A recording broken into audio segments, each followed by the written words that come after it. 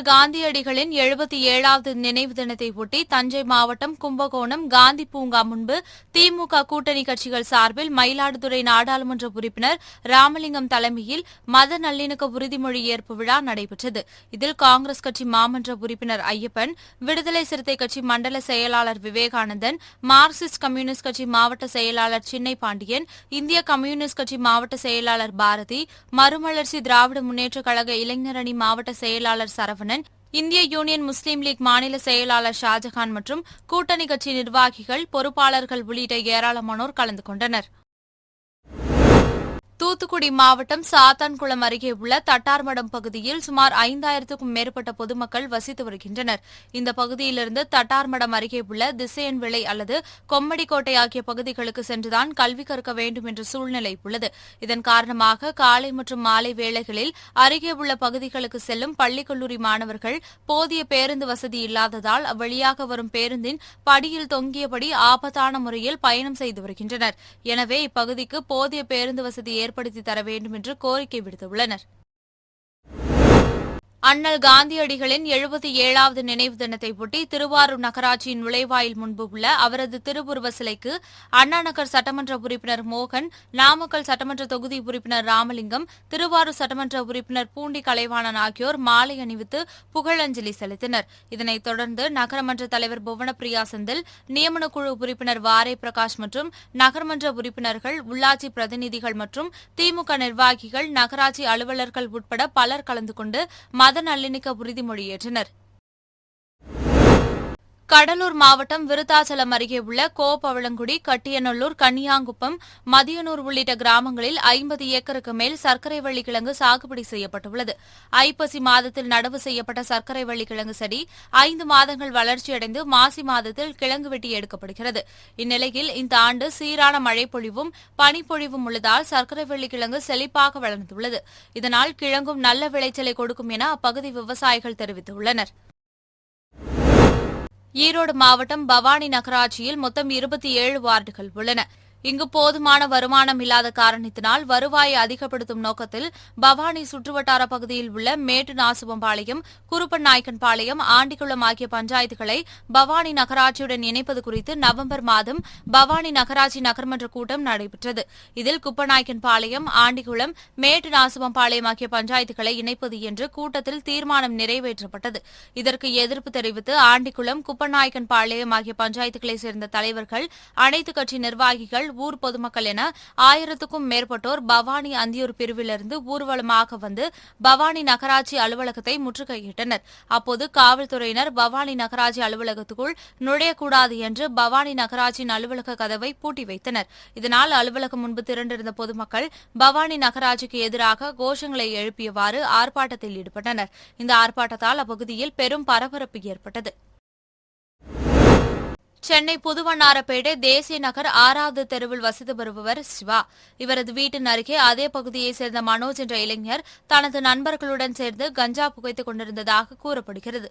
இதை தட்டி கேட்ட சிவாவை கொலை செய்து விடுவதாக அக்கும்பல் கூறிவிட்டு சென்றதாக கூறப்படுகிறது. பின்னர் கஞ்சா போதையில் தனது கூட்டாளிகளோடு வந்த மனோஜ் சிவா வீட்டில் பெட்ரோல் குண்டு வீசிவிட்டு தப்பி ஓடியுள்ளார். இதுகுறித்து சிவா அளித்த புகாரின் பேரில் புதுவண்ணாரப்பேட்டை போலீசார் மனோஜை கைது செய்தனர். மேலும் இதில் தொடர்புடைய மனோஜின் கூட்டாளிகள் 2வரை தேடி வருகின்றனர். இதனிடையே சிவா வீட்டின் மீது பெட்ரோல் குண்டு வீசும் சிசிடிவி காட்சி தற்போது வெளியாகி பரபரப்பை ஏற்படுத்தியுள்ளது. பழைய ஓய்வூதிய திட்டத்தை உடனடியாக அமல்படுத்த வேண்டும் உள்ளிட்ட 10 அம்ச கோரிக்கைகளை வலியுறுத்தி தென்காசி ஊராட்சி ஒன்றிய அலுவலகம் அருகே ஜாக்டோஜியோ கூட்டமைப்பு சார்பில் சாலை மறியல் போராட்டம் நடைபெற்றது. முன்னதாக ஊராட்சி ஒன்றிய அலுவலகத்திலிருந்து அரசு ஊழியர்கள் நெற்றியில் நாமம் போட்டு கையில் மண் சட்டியை ஏந்தியவாறு பிச்சை எடுத்தபடி ஊர்வலமாக வந்து நெல்லை தென்காசி நெடுஞ்சாலையில் அமர்ந்து மறியல் போராட்டத்தில் ஈடுபட்டனர். இதனையடுத்து மறியல் போராட்டத்தில் ஈடுபட்ட அரசு ஊழியர்கள் கூட்டமைப்பினரை போலீசார் கைது செய்தனர். பழைய ஓய்வூதிய திட்டத்தை அமல்படுத்த வேண்டும், காலவரையின்றி முடக்கி வைக்கப்பட்டுள்ள சரண் விடுப்பு, உயர்கல்விக்கான ஊக்க ஊதிய உயர்வு ஆகியவற்றை உடனடியாக வழங்கிட வேண்டும் உள்ளிட்ட பல்வேறு கோரிக்கைகளை வலியுறுத்தி சேலம் கோட்டை மைதானத்தில் ஜாக்டோஜியோ சார்பில் சாலை மறியல் போராட்டம் நடைபெற்றது. இந்த போராட்டத்தில் ஈடுபட்ட ஆசிரியர்கள் மற்றும் வருவாய்த்துறை ஊழியர்கள் என 500க்கும் மேற்பட்டோரை போலீசார் கைது செய்தனர். இந்த சாலை மறியல் போராட்டத்தால் சிறிது நேரம் போக்குவரத்து பாதிப்பு ஏற்பட்டது. தொழுநோய் ஒழிப்பு தினத்தை ஒட்டி தருமபுரி மாவட்ட ஆட்சியர் அலுவலகத்தில் தொழுநோய் விழிப்புணர்வு உறுதிமொழி ஏற்பு நிகழ்ச்சி மற்றும் பேரணி நடைபெற்றது. இந்நிகழ்ச்சியில் மாவட்ட ஆட்சியர் சாந்தி தலைமை தாங்கி சிறப்பாக சேவை புரிந்த மருத்துவர்கள் மற்றும் செவிலியர் பயிற்சி பள்ளியில் படிக்கும் மாணவ மாணவிகளுக்கு பாராட்டு சான்றிதழ்களை வழங்கினார். பின்னர் தொழுநோய் ஒழிப்பு குறித்த விழிப்புணர்வு பேரணியை மாவட்ட ஆட்சியர் சாந்தி கொடியசைத்து தொடங்கி வைத்தார். இப்பேரணியில் செவிலியர் கல்லூரி மாணவ மாணவிகள் பங்கேற்று தொழுநோய் குறித்த விழிப்புணர்வு பதாகைகளை ஏந்தி சென்றனர். கள்ளக்குறிச்சி மாவட்டம் உளுந்தூர்பேட்டை மாடல் காலனியைச் சேர்ந்தவர் சதீஷ்குமார். நகராட்சி ஊழியரான இவர் நேற்று இரவு வீட்டை பூட்டிவிட்டு இரவு பணிக்காக சென்றுள்ளார். இந்த நிலையில் அதிகாலை வீட்டிற்கு வந்தபோது வீட்டின் கதவு உடைக்கப்பட்டு கதவு திறந்து இருந்ததைக் கண்டு அதிர்ச்சியடைந்து உள்ளே சென்று பார்த்தபொழுது 2 அறைகளில் இருந்த பீரோ உடைக்கப்பட்டு அதிலிருந்த 5 லட்சம் ரூபாய் மதிப்புள்ள 11 சவரன் நகைகள் மற்றும் 10,000 ரொக்க பணம் கொள்ளையடிக்கப்பட்டு இருந்தது தெரியவந்தது. பின்னர் இதுகுறித்து அவர் உளுந்தூர்பேட்டை காவல் நிலையத்தில் புகார் அளித்ததன் பேரில் சம்பவ இடத்திற்கு வந்த போலீசார் தடயங்களை சேகரித்து குற்றவாளிகளை தேடி வருகின்றனர். திண்டுக்கல் மாவட்டம் பழனி அரசு பெண்கள் மேல்நிலைப் பள்ளியில் தேசிய பேரிடர் மீட்புப் படையினரின் செயல்முறை விளக்க விழிப்புணர்வு நிகழ்ச்சி நடைபெற்றது. இதில் தேசிய பேரிடர் மீட்புப் படை ஆய்வாளர் அனுஷ் யாதவ் முனியசாமி தலைமையில் மீட்புக் குழுவினர் பெண்களுக்கான விழிப்புணர்வு செயல்முறை பயிற்சி அளிக்கப்பட்டது. இதில் இயற்கை பேரிடர் நிகழ்வு காலகட்டத்தில் எவ்வாறு தங்களை காப்பாற்றிக் கொள்ள வேண்டும், மேலும் ரசாயனம், உயிரியல் ரசாயனம், அணுசக்தி விபத்து போன்றவை நடக்கக்கூடிய காலத்தில் எவ்வாறு செயல்படுவது என்பது பற்றியும் விரிவாக செயல்முறை அளிக்கப்பட்டது. இந்நிகழ்ச்சியில் பள்ளி மாணவிகள், ஆசிரியர்கள் பலரும் கலந்து கொண்டனர். நாகை மாவட்டம் வேதாரண்யம் அடுத்த ஆயக்காரன்புலம் ஆண்கள் அரசு மேல்நிலைப் பள்ளியில் படித்த முன்னாள் மாணவர்கள் ஒன்றிணைந்து தங்களது பள்ளிக்கு தலா 1 லட்சம் ரூபாய் வீதம் என இதுவரை 70 லட்சம் ரூபாயை நன்கொடையாக வழங்கினர். இந்நிலையில் கல்வி புரவலர்களை கௌரவிக்கும் வகையில் மாவட்ட ஆட்சியர் ஜானி டாம் வர்கீஸ் தலைமையில் தமிழக மீன் வளர்ச்சிக் கழக தலைவர் கௌதமன் முன்னிலையில் புரவலர்களுக்கு நினைவு பரிசு வழங்கப்பட்டது. இவ்விழாவில் முன்னாள் மாணவர்கள் கலந்து கொண்டு இந்த புரவலர் நிதி திட்டத்தில் மேலும் சிலர் ஆர்வமுடன் சேர இருப்பதாக அவர்கள் தெரிவித்தனர். தூத்துக்குடியில் ஜாக்டோஜியோ சார்பில் மறியல் போராட்டம் நடைபெற்றது.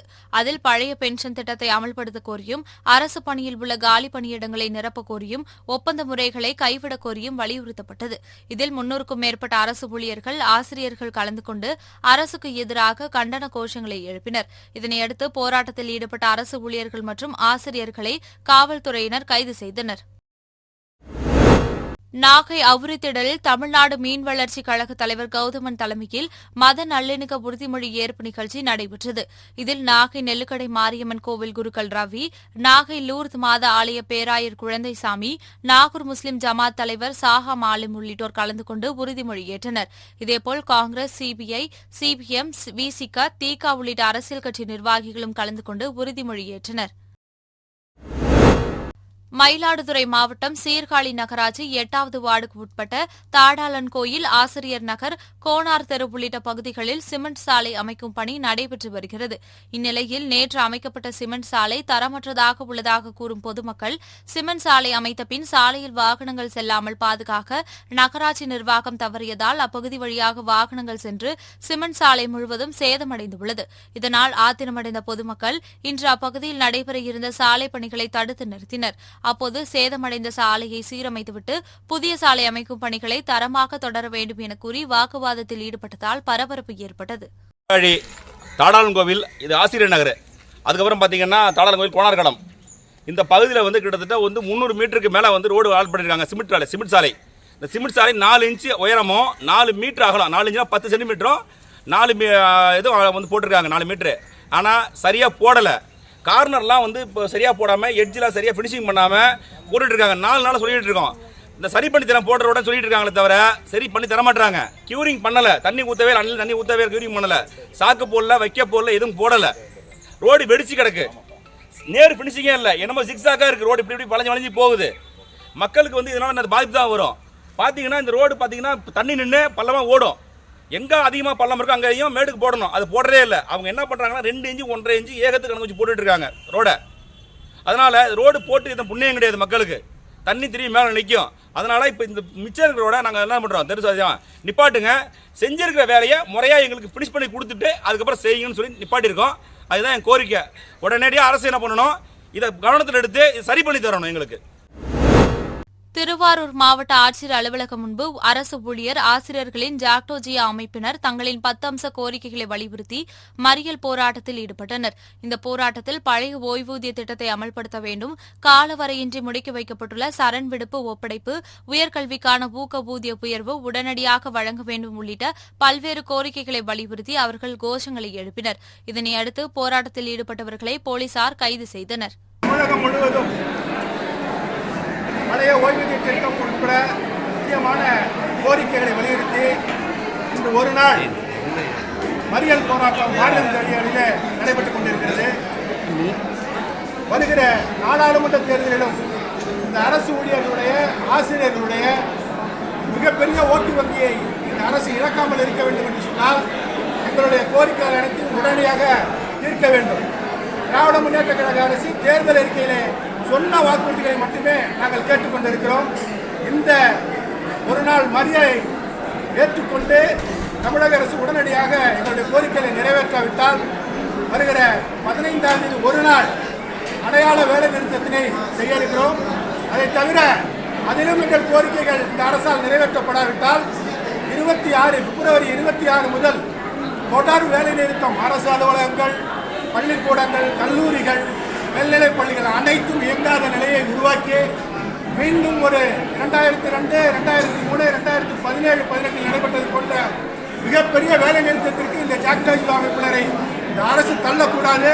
உடனடியாக அனைத்து ஜாக்டோஜியா தலைவர்களை அழைத்து முதலமைச்சரும் இதற்குண்டான பணியாளர் நலத்துறை, நிதித்துறை அமைச்சர் அவர்களும் இதனுடன் கலந்து பேசி இந்த ஆசிரியர் அரசு ஊழியர்கள் பிரச்சனையை உடனடியாக தீர்க்க வேண்டும் என்று இந்த மறியல் போராட்டத்தின் வாயிலாக திருவாரூரிலிருந்து கேட்டுக்கொள்கிறேன்.